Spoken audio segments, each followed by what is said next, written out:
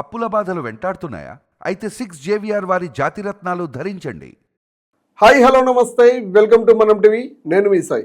ప్రస్తుతం మనతో పాటు టీఆర్టీవీ తిరుపతి గారు ఉన్నారు. తిరుపతితో మాట్లాడదాం. నమస్తే తిరుపతి. నమస్తే సార్.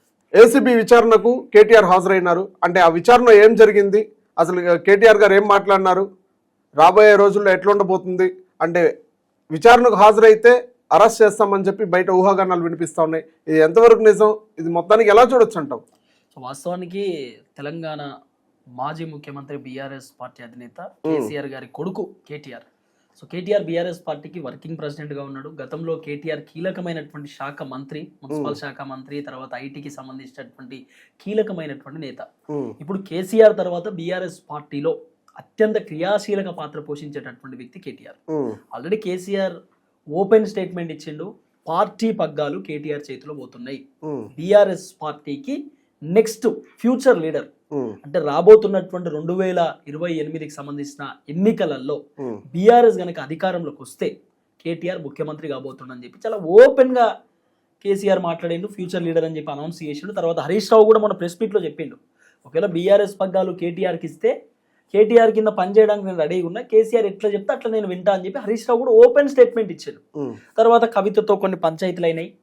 వాస్తవానికి కేటీఆర్ కంటే ముందు కేసీఆర్ని మొన్న 11వ తారీఖు కాళేశ్వరానికి సంబంధించిన విచారణ విషయంలో సో ఘోష్ గారు పిలిచినారు. ఘోష్ ఆయన కాళేశ్వరానికి సంబంధించిన కమిషన్ చైర్మన్ గా ఉన్నారు. సో కేసీఆర్ బీఆర్కే భవన్ కి వెళ్ళిండు, సెక్రటేరియట్ పక్కనే ఉంటది.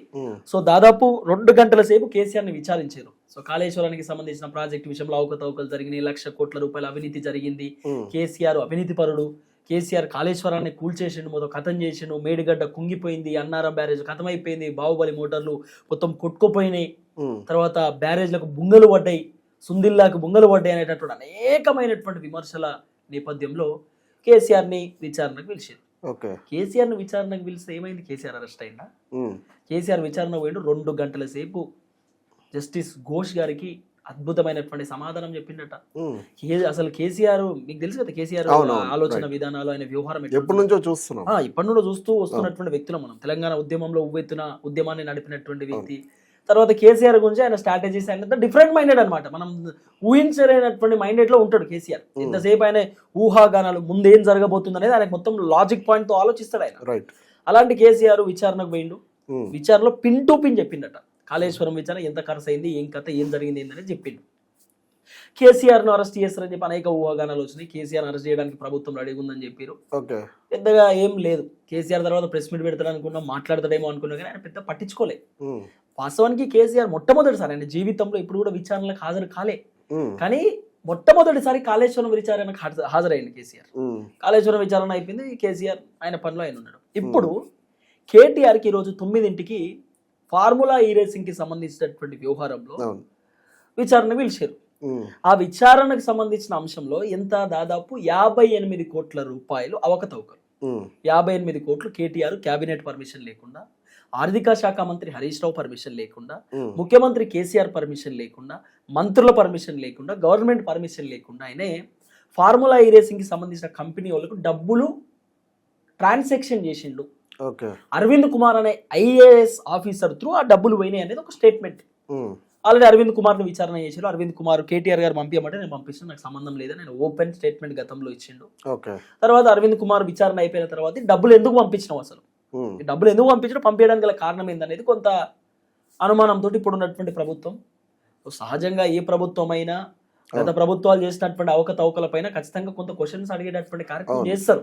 ఎందుకంటే పర్మిషన్స్ తీసుకోవాల్సినటువంటి అవసరం ఉంటుంది. డబ్బులు ఎవరికైనా ఏమైనా ఇస్తున్నామంటే పిన్ టు పిన్ లెక్కలు, పత్రాలు అన్ని ఉంటాయి.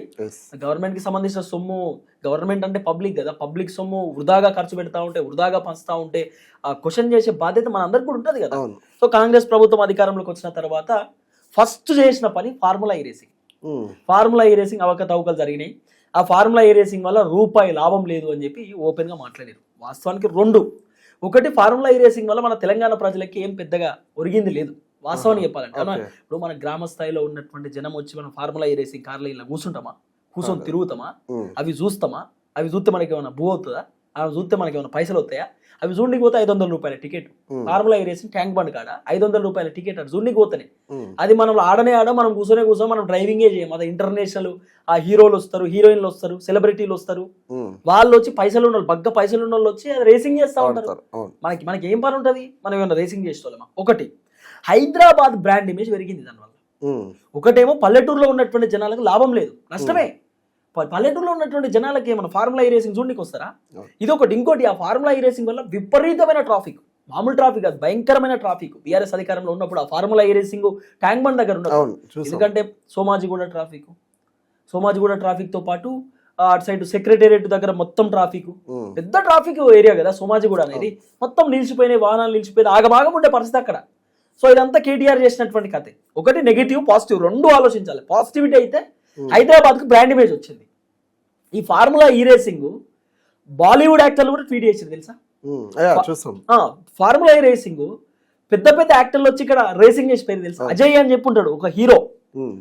అజయ్ ఆయన రేసింగ్ లో ఎక్కువ పాల్గొంటా ఉంటాడు. ఆయన నాకు తెలిసి బాలీవుడ్ సంథింగ్ అటు సైడ్ అనుకుంటా, వేరే ఇండస్ట్రీ. ఆయన మన టాలీవుడ్ ఇండస్ట్రీ కాదు, చాలా సినిమాలు ఉంటాయి. ఆయన రేసింగ్ సాయినీడికి వచ్చి ఫోటో పెట్టిండు.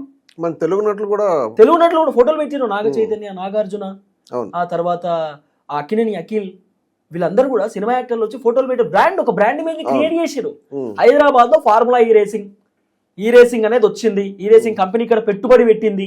ఈ రేసింగ్ అనేటటువంటి కంపెనీ ఇక్కడికి వచ్చింది. హైదరాబాద్ ఒక బ్రాండ్ ఇమేజ్ పెరిగింది. అఫ్ కోర్స్ ఎవరు ఒప్పుకోకపోయినా ఖైరతాబాద్ ఎమ్మెల్యే దానం నాగేందరే స్వయంగా చెప్పిండు, ఎస్ పెరిగింది బ్రాండ్ ఇమేజ్. మొత్తం సెక్రటేరియట్ దగ్గర ఒక అద్భుతమైనటువంటి కళ వచ్చింది. దానివల్ల సోషల్ మీడియాలో ప్రచారం జరిగింది.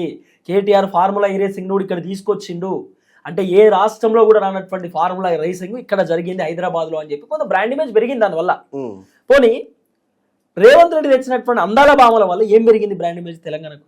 మనం కొంత డిస్కస్ చేసుకుంటే తెలంగాణ పరువు పోయింది, రేవంత్ రెడ్డి గారు పరువు పోయింది. ఆ మిల్లా మ్యాగీ మిస్ ఇంగ్లాండ్ ఆమె పోయి నన్ను వేషలెక్క చూసిరు, సోషల్ మీడియాలో చెప్పుకున్నది. ఆ వీడియోలు ప్రచారమైంది. ఇద్దరు కాంగ్రెస్ పార్టీ లీడర్లు ఆమెను ఇబ్బంది పెట్టారని సోషల్ మీడియాలో ప్రచారమైంది. ఇదంతా ఆగమాగమే కదా. ఫార్ములా ఈ రేసింగ్ వల్ల రెండు, ఒకటి లాభం ఒక నష్టం జరిగింది. కానీ ఇక్కడ ఏసీబీ విచారణ ఏంది? ఇప్పుడు ఏసీబీ విచారణ ఏంది? కేటీఆర్ అనే వ్యక్తి 58 కోట్ల రూపాయలు అవకతవకలకు పాల్పడ్డాడు, డబ్బులు ఇచ్చిండు అనేది ఒక చర్చ కదా. ఇది ఇప్పటి నుండి కాదు ఈ చర్చ. కాంగ్రెస్ అధికారంలోకి వచ్చిన 17 నెలల నుండి నడుతుంది పంచాయతీ, 17 నెలల నుండి. అయితే మొన్న వీళ్ళు సౌత్ కొరియాకు పోయారు, ఎవరు మంత్రులు సౌత్ కొరియాకు పోయి అక్కడ మూసీ ప్రక్షాళన, మూసీ సుందరీకరణ, అక్కడ ఉన్న మూసీ ఎట్లుందో ఇక్కడ అట్నే చేద్దామని చెప్పి పోయారు. 1,00,000 కోట్లతోటి అవి మొత్తం అభివృద్ధి చేస్తామని పోయారు. పొంగులేటి శ్రీనివాసరావు ఒక మాట మాట్లాడింది సౌత్ కొరియా పోయినప్పుడు. దీపావళి 2 రోజుల్లో దీపావళి వస్తుంది, దీపావళి ఒక పొలిటికల్ బాంబు వేలబోతుంది అంటే పొలిటికల్ బాంబు అంటే కేటీఆర్ అరెస్ట్ కాబోతున్నటువంటి ఒక అంశాన్ని పొంగులేటి గారు చెప్పారు. ముందే చెప్పిండు. సీన్ కట్ చేస్తే పొలిటికల్ బాంబు గంగలో కలిసింది. పొలిటికల్ బాంబు ముచ్చటే లేదు, అసలు పొలిటికల్ బాంబు అనేటటువంటి వ్యవహారమే లేదు. మరి పొలిటికల్ బాంబు ఎటుపోయింది? మరి కేటీఆర్ అరెస్ట్ కావాలి కదా. అప్పుడు కేటీఆర్ అరెస్ట్ చేస్తారని కూడా చెప్పిండు. మరి ఏంటి కేటీఆర్ అరెస్ట్ కాలే కదా, ఎందుకు అరెస్ట్ కాలేకపోయిండు? ఇదొకటి. రెండవది, ఇప్పుడు కేటీఆర్ ని అరెస్ట్ చేయడానికి ప్రభుత్వం రెడీగా ఉన్నది, కేటీఆర్ కూడా రెడీగా ఉన్నాడు అరెస్ట్ కావడానికి. ఎందుకు రెడీగా ఉన్నాడు అంటే కేటీఆర్ గతంలోనే చెప్పిండు, అవును అరెస్ట్ చేస్తే జైలుకు పోతా బయటకు వస్తా, మంచిగా జిమ్ చేస్తా, పాదయాత్ర పోతా అన్నాడు. అంటే కేటీఆర్ ఏంది సానుభూతి కోసం తన పైన పాజిటివ్ రావడానికి అరెస్ట్ కు రెడీగా ఉన్నాడు. ఇంకోటి, ఆయన అరెస్ట్ అయితే ఒక బ్రాండ్ క్రియేట్ చేసుకుంటాడు. నెక్స్ట్ ముఖ్యమంత్రి నేనే, బీఆర్ఎస్ పార్టీకి నేనే కీలకమైనటువంటి లీడర్ని కాబట్టి నేను అరెస్ట్ కు రెడీగా ఉన్నా. అరెస్ట్ అయితే కొంచెం పేరు కూడా వస్తుంది కదా, అరే కేటీఆర్ కూడా అరెస్ట్ అయ్యిండు, అరెస్ట్ అయినటువంటి వ్యక్తులు జైలు పోయిన అందరు ముఖ్యమంత్రులు అయ్యారు. చంద్రబాబు నాయుడు జైలు పోయి ముఖ్యమంత్రి అయ్యాడు, రేవంత్ రెడ్డి జైలు పోయి ముఖ్యమంత్రి అయ్యాడు. కాబట్టి వీళ్ళందరూ జైలుకు పోయి ముఖ్యమంత్రులు అయినటువంటి వ్యక్తులు కాబట్టి కేసీఆర్ జైలు పోయి ముఖ్యమంత్రి అయ్యాడు, నేను కూడా జైలు పోయి ముఖ్యమంత్రి అయితా. కేటీఆర్ కూడా ఉంటది కదా, అందరు జైలు పోయి ముఖ్యమంత్రి, నేను కూడా జైలు పోతా. అందుకే కేటీఆర్ ఒక స్టేట్మెంట్ ఇచ్చింది ఈ రోజు, 100 సార్లు జైలు పంపిస్తే 100 సార్లు పోతా, 100 సార్లు అరెస్ట్ చేస్తే 100 సార్లు పోలీస్ స్టేషన్ పోతా అన్నాడు. ఆయన స్ట్రాటజీ ఏంది? అరెస్ట్ కు రెడీ ఉన్నాడు, సానుభూతి తెచ్చుకోవాలి. అరెస్ట్ అయితే పాపం కేటీఆర్ ఐటీ డెవలప్ చేసిండు, తీసుకుపోయి లోపటేసి ఇది ఎక్కడ కదా అని మాట్లాడుకుంటారు కదా జనం, ఆ దానికోసం కూడా కావచ్చు. ఇంకోటి, నిజంగా రేవంత్ రెడ్డి దగ్గర ఫార్ములా ఈ రేసింగ్ కి సంబంధించిన ఆధారాలు ఉంటే ఇప్పటిదాకా అవుతాడా? 17 నెలల దాకా అవుతాడా రేవంత్ రెడ్డి? గొర్ర గుంజుకుపోయి చెర్లపల్లి జైలు, చెంచల్గూడ జైలు ఏడా ఇప్పటిదాకా ఎందుకు వెయిట్ చేయాలి? ఇప్పుడు దీపావళి చెప్పిన ముచ్చాడు, ఇప్పుడు మళ్ళీ దీపావళి రానే బట్టే. మరి అయితే ఇది ఫేక్ కేసు అంటారా? చెప్పలేము. అంటే మనం ఫేక్ కేసు అని అనడానికి లేదు. ఇప్పుడు ఆల్రెడీ ఏసీబీ విచారణ జరుగుతుంది కాబట్టి కేటీఆర్ నేను అన్నిటికీ రెడీగా ఉన్నా అంటుండు. నేను లైవ్ డిటెక్టివ్ టెస్ట్ కు రెడీ అంటుండు. లైవ్ డిటెక్టివ్ టెస్ట్ కి నేను రెడీ, నువ్వు దేనికంటే దానికి రెడీ అంటుండు. అందరికీ తెలుసు, క్యాబినెట్ తెలుసు, ముఖ్యమంత్రి తెలుసు నేను డబ్బులు కొట్టింది, ఎస్ నేను రెడీ, నేనేం తప్పు చేయలే అంటున్నాడు. మరి ఏసీబీ విచారణ జరుపుతా ఉన్నారు. మాక్సిమం ఒకటే, గతంలో కేటీఆర్ మమ్మల్ని ఇబ్బంది పెట్టిండు, ఇప్పుడు కేటీఆర్ని ఇబ్బంది పెట్టాలి. ఇదేమన్నా ఉండొచ్చు మరి. రేవంత్ రెడ్డిని జైలు తీసుకుపోయారు, జైల్లో ఇబ్బంది పెట్టారు, రేవంత్ రెడ్డిని నానా రకాలుగా అరెస్ట్ చేసి తిప్పలు పెట్టారు. కాబట్టి ఒక్క రోజున కేటీఆర్ జైలుకు పోవాలి, మేము పడ్డ బాధ కేటీఆర్ కు తెలవాలి అనేటటువంటి ఆలోచన ఏమన్నా ఉండొచ్చు. కేటీఆర్ గారు కూడా చెప్పినారు కదా, 3 సార్లు అయినా సరే 30 సార్లు అయినా సరే అదే నేను 2 సార్లు పోనీకన్నా రెడీగా ఉన్న జైలుకు పోనీకని కేటీఆర్ కూడా చెప్పిండు. ఏదో స్ట్రాటజీ, కేటీఆర్ ఒక స్ట్రాటజీలో ఉన్నాడు. సో ప్రభుత్వం కూడా ఆలోచిస్తుంది కేటీఆర్ అరెస్ట్ చేస్తే లాభమా నష్టమా అని చెప్పి. చూద్దాం ఏం జరగబోతుంది. Right, thank you.